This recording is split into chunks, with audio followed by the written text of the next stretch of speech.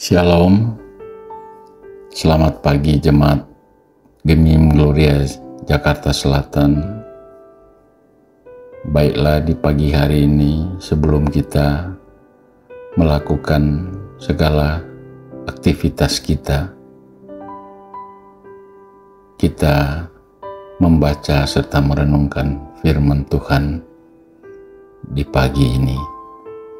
Tapi sebelumnya mari kita berdoa.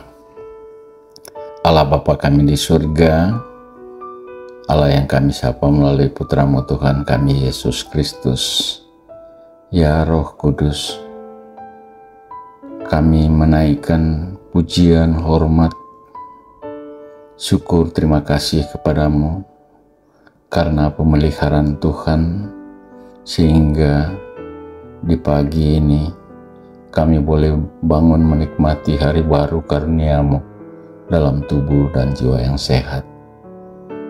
Tuhan, sebelum kami melakukan aktivitas kami di sepanjang hari ini, kami datang memohon kepadamu, kiranya Tuhan akan memampukan kami semua untuk boleh melakukan segala tugas tanggung jawab kami.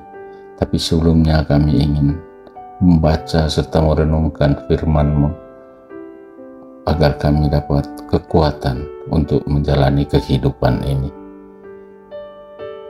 Ampuni, kasihani kami Tuhan, dan biarlah Roh Kudus akan memampukan kami untuk mengerti firman-Mu. Terlebih daripada itu, boleh kami lakukan di dalam kehidupan kami. Terima kasih Tuhan, dalam nama Tuhan Yesus kami berdoa. Amin. Jemaat dikasih Tuhan, mari kita membaca Alkitab dari Roma pasal 8 ayatnya yang ke-22. Bunyinya demikian. Sebab kita tahu bahwa sampai sekarang segala ciptaan sama-sama mengeluh dan sama-sama merasa sakit bersalin. Sampai di sana pembacaan Alkitab. Jemaat Gemim Gloria Jakarta Selatan yang dikasihi dan diberkati Tuhan. Tema perenungan kita di pagi hari ini yakni rasa sakit yang mengingatkan siapa kita. Seorang yang mengalami sakit biasanya akan sangat menyadari arti penting hidup sehat. Ketika berada dalam keadaan sakit, kita pun berusaha untuk mencari jalan supaya kita sembuh. Entah dengan cara sederhana seperti minum ramuan herbal yang ditanam di apotek hidup di halaman rumah kita, ataupun kita pergi ke rumah sakit, atau ke klinik, atau ke puskesmas untuk memperoleh tindakan medis. Tak ada yang menyenangkan dari situasi sakit. Namun, kita harus melewati prosesnya demi memperoleh kesembuhan. Rasul Paulus menyampaikan bagian ini sebagai gambaran betapa seriusnya dosa yang membuat segenap tatanan di dunia ini harus menanggungnya. Ketika relasi manusia dan Tuhan Allah putus, maka manusia kehilangan arah dan tersesat. Pemberontakan umat Yahudi yang menyalibkan Yesus Kristus menunjukkan betapa dalamnya dosa manusia di hadapan Tuhan Allah. Semua keberadaan ini membuat manusia menderita dan berada dalam kondisi sakit bersalin, sebagaimana dirasakan seorang perempuan yang melahirkan anak. Kesakitan akan selalu menjadi bagian dari yang hidup. Keluhan sampai jeritan akan terdengar dari mereka yang tidak lagi tahan merasakan sakit. Disinilah kita belajar siapa kita selaku manusia yang penuh dengan keterbatasan.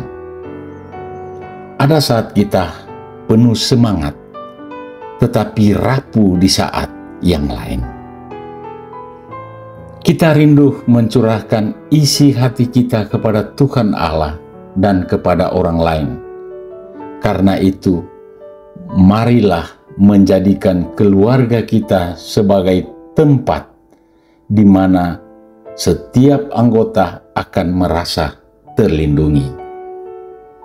Kita berusaha menjauhkan kesombongan dan mau menang sendiri. Tak ada yang bisa kita banggakan selain di dalam anugerah dan kebaikan Tuhan Yesus.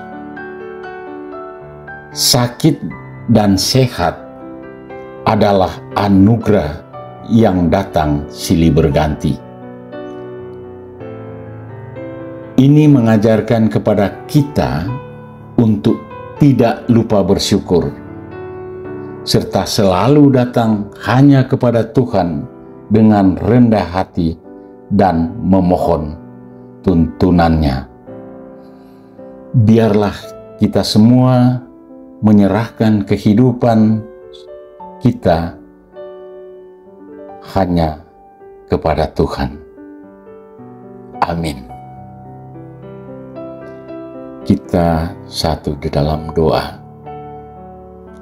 Bapa Surgawi, dalam nama Tuhan Yesus, Engkaulah sumber hidup kami, kepala tiap rumah tangga Kristiani.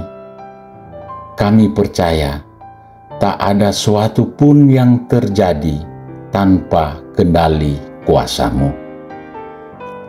Keadaan kami boleh berubah, tetapi Engkau tetap sama, baik kemarin, hari ini, maupun selamanya.